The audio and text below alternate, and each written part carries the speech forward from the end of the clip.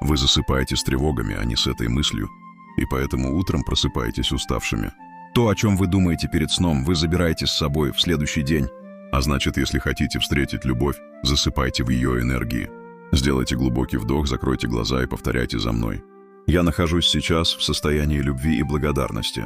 Мое сердце готово принять заботу, нежность и страсть. Я достоин быть любимым и желанным. А если хотите научиться сами программировать ваше подсознание правильно, то проходите мой бесплатный курс.